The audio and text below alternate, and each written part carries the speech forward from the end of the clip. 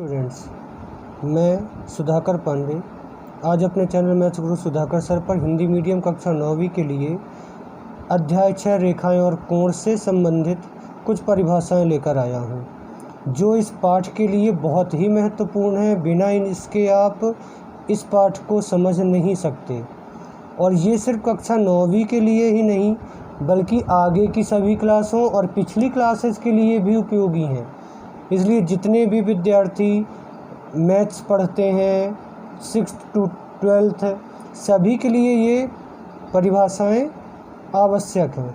ठीक है, तो देखिए कक्षा 9वीं में मैंने ये सारी परिभाषाएं जो इस पाठ से रिलेटेड हैं लिखी हुई हैं।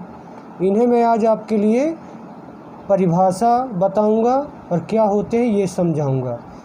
तो उसके पहले ज़रूरी है कि मेरे इस तरह की उपयोगी वीडियो आप तक पहुंचते रहें, उनके नोटिफिकेशन, ताकि आप उन्हें देख सकें और अपने नॉलेज को बढ़ा सकें। तो इसके लिए देखिए मेरे वीडियो के नीचे, अगर आप मेरा वीडियो आज पहली बार देख रहे हैं, मेरे चैनल पर नए हैं, तो मेरे वीडियो जहां चल रहा है उसके नीचे जहां मेरा चैनल का नाम लिखा है वहां सब्सक्राइब रेड कलर में लिखा होगा। अगर रेड कलर में लिखा है तो उसे टच कर दीजिए और जो बेल आइकन आए उसे ऑल पर सेट कर दीजिए। ठीक है, तो मेरा चैनल सब्सक्राइब हो जाएगा। और जिन्होंने पहले ही सब्सक्राइब कर लिया है उनके लिए थैंक यू। वो लाइक और शेयर करें, और जो नए सब्सक्राइब करें वो भी लाइक शेयर करें। तो देखिए शुरू करते हैं आज की परिभाषाएं। तो हमारी पहली परिभाषा देखिए संरेख बिंदु है। संरेख बिंदु क्या होते हैं? जैसा कि नाम से ही संरेख मतलब जो एक रेखा में हो। लेकिन कितने बिंदु एक रेखा में हो? जैसे ये दो बिंदु हैं, तो दो बिंदु तो हमेशा एक रेखा में होंगे, चाहे हम ऐसे ऐसे रखें तब भी वो एक रेखा में है, ऐसे ऐसे रखें तब भी वो एक रेखा में है। ठीक है, दो बिंदु हमेशा। तो संरेख बिंदु में कम से कम 3 बिंदु होने चाहिए, 3 या 3 से अधिक बिंदु। तो अगर ये मान लीजिए 3 बिंदु हैं और ये अगर एक ही रेखा पर स्थित हैं, मतलब एक ही लाइन में है ये तीनों बिंदु A B C, तो ये तीनों बिंदु क्या कहलाएंगे? संरेख कहलाएंगे। ठीक है, याद रखना कम से कम कितने बिंदु होने चाहिए? 3 या 3 से अधिक बिंदु यदि एक ही रेखा पर स्थित होते हैं तो वे संरेख बिंदु कहलाते हैं। क्लियर? दूसरा देखिए असंरेख। असंरेख इसी का उल्टा। संरेख था कि जो 3 या 3 से अधिक बिंदु एक ही रेखा पर स्थित हो, तो असंरेख क्या होंगे? 3 या 3 से अधिक बिंदु यदि एक ही रेखा पर स्थित ना हो तो वे असंरेख बिंदु कहलाते हैं। जैसे ये हैं आपके 3 बिंदु, ये देखिए इसकी रेखा अलग है तो ये इसमें नहीं आया, ये दोनों जोड़े तो ये वाला नहीं आया, ये दोनों जोड़े तो ये एक ही रेखा पर नहीं है, यहाँ 3 रेखाएं बनी हैं। ठीक है, इसलिए इस तरह के बिंदु को हम क्या कहेंगे? असंरेख बिंदु। ठीक है, क्लियर? अब है देखिए कोण। तो कोण क्या होते हैं? तो पिछली क्लासों में आप लोगों ने कोण तो पढ़े होंगे। क्या होते हैं कोण? जब दो किरणें एक ही बिंदु से प्रारंभ होती हैं, मान लो ये एक बिंदु है और इससे 2 किरणें जाएं जिनकी दिशाएं अलग अलग हों, तो अगर हम एक किरण ऐसी चली गई और एक किरण ऐसी चली गई, ठीक है, तो जो आकृति बनती है उसे हम कोण कहते हैं। ठीक है, 2 किरणें यदि एक ही बिंदु से होकर भिन्न भिन्न दिशाओं में जाती है तो बनी आकृति को कोण कहते हैं। जो ये दोनों किरणें हैं वो उसकी भुजाएं कहलाती हैं, और जो उनके बीच का अंतर है वो कोण कहलाता है। जो दोनों का प्रारंभिक बिंदु है वो शीर्ष कहलाता है। ठीक है, कोण क्लियर हुआ? चलिए, अगर सभी को वीडियो अच्छा लग रहा है तो लाइक कर दें और शेयर कर दें। अब देखिए अगले फिर कोण पढ़ा, तो अब कोण के कई प्रकार होते हैं। तो कौन कौन से प्रकार होते हैं?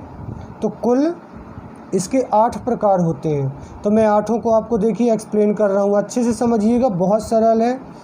जैसे शून्य कोण है, तो जैसे नाम से में ही शून्य है, मतलब शून्य अंश के कोण को हम क्या कहेंगे? शून्य कोण कहेंगे। अगर शून्य अंश का कोण है तो वो क्या कहलाएगा? शून्य कोण। अब देखिए न्यून कोण, न्यून कोण क्या होता है? 0 अंश से अधिक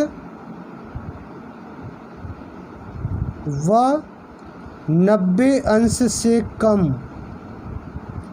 यदि कोई कोण 0 अंश से अधिक है और 90 अंश से कम है तो वो क्या कहलाते हैं? न्यून कोण।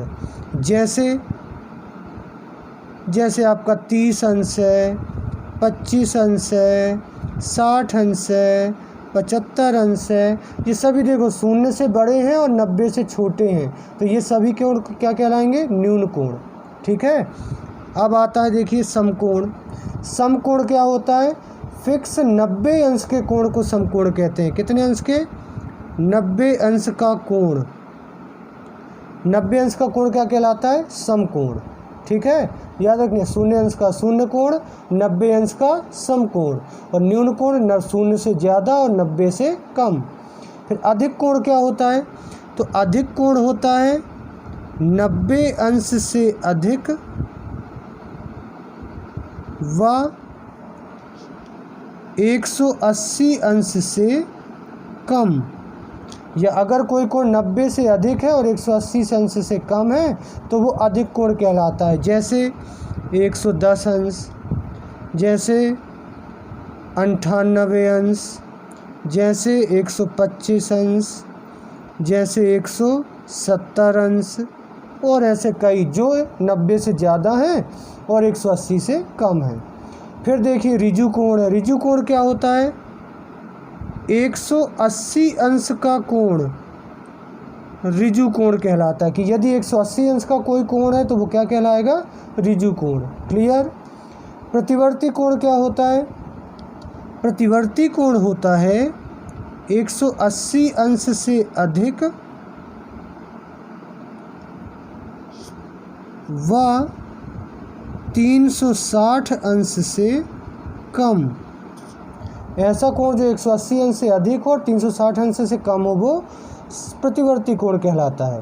और संपूर्ण कोण क्या कहलाता है? संपूर्ण मतलब टोटल। तो सबसे बड़ा अगर हम पूरा गोला बना दें तो कितने अंश का होता है? 360 अंश का। तो संपूर्ण कोण मतलब 360 अंश का कोण। तो 360 अंश के कोण को संपूर्ण कोण कहते हैं। आए सब समझ में? अब इसको देखिए, याद करने का एक बहुत ही आसान सा तरीका है कि आपके यहाँ पर कितने पड़ाव हैं? हम 0 से चालू करते हैं। 0 अंश, उसके बाद 90 अंश, उसके बाद 180 अंश, और उसके बाद 360 अंश। इतना है। तो ये 0 वाला हो गया आपका शून्य कोण, 90 वाला हो गया आपका समकोण, 180 अंश वाला हो गया ऋजु कोण, और 360 अंश वाला हो गया संपूर्ण कोण। ठीक है, शून्य, समकोण, ऋजु कोण और संपूर्ण कोण। अब जो 0 से 90 के बीच में है यहाँ, वो होंगे आपके न्यून कोण। फिर जो 90 से 180 के बीच में है वो होंगे अधिक कोण। जो 180 से 360 के बीच में है वो होंगे प्रतिवर्ती कोण। ठीक है, और 360 अंश का संपूर्ण कोण। इसके बाद का कोई कोण नहीं होता, बस 0 से 90, 90 से 180 और 180 से 360। तो इस फिगर से आप बहुत अच्छे तरीके से कि शून्य समकोण, उनके बीच में न्यून कोण, समकोण और ऋजु कोण के बीच में अधिक कोण, और ऋजु और संपूर्ण के बीच में प्रतिवर्ती कोण, सबको अच्छी तरीके से आया समझ में। संरेख, असंरेख, कोण और कोणों के प्रकार। अब इन अंशों से भिन्न कोणों के 2 प्रकार और हैं आपकी 9th के कोर्स में, जिन्हें आप पहले भी छोटी क्लास में पढ़ चुके होंगे। कौन कौन से? आसन्न कोण और शीर्षाभिमुख कोण। तो देखिए आसन्न कोण क्या होते हैं? आसन्न या शीर्षाभिमुख कोण में 2 कोण होते हैं। ठीक है, तो आसन्न कोण कैसे होते हैं? ऐसे 2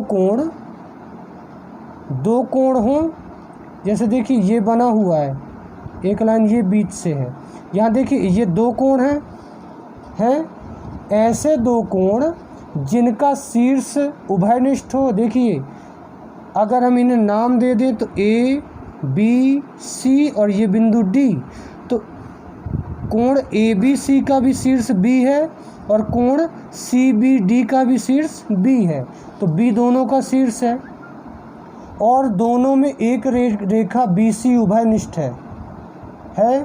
ये देखिए जो BC है वो पहले कोण की भी भुजा है और दूसरे कोण की भी भुजा है। इस प्रकार के कोणों को हम क्या कहते हैं? आसन्न कोण। मतलब ऐसे दो कोण जिनका शीर्ष तथा एक भुजा उभयनिष्ठ हो वो आसन्न कोण कहलाते हैं। क्या क्या क्या उभयनिष्ठ हो? शीर्ष व एक भुजा क्या हो? उभयनिष्ठ हो, तो वो क्या कहलाते हैं? आसन्न कोण। आए देखो समझ में, इसमें एक शीर्ष है और एक भुजा इसकी भी है और इसकी भी है, इसलिए ये क्या कहलाएंगे?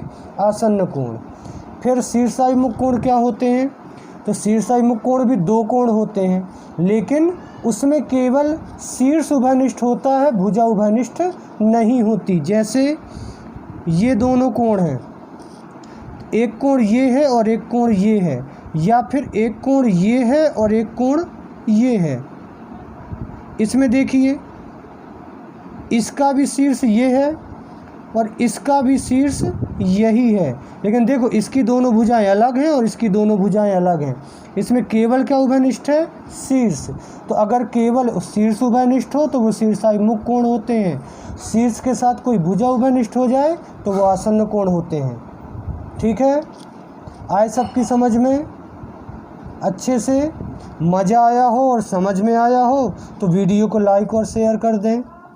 ठीक है, और जो लोग मेरे चैनल पर नए हों वो लोग प्लीज़ सब्सक्राइब कर लें ताकि इस लॉकडाउन में आपकी पढ़ाई प्रभावित ना हो और मेरे ऐसे उपयोगी वीडियोस की नोटिफिकेशन आप तक पहुंचती रहे।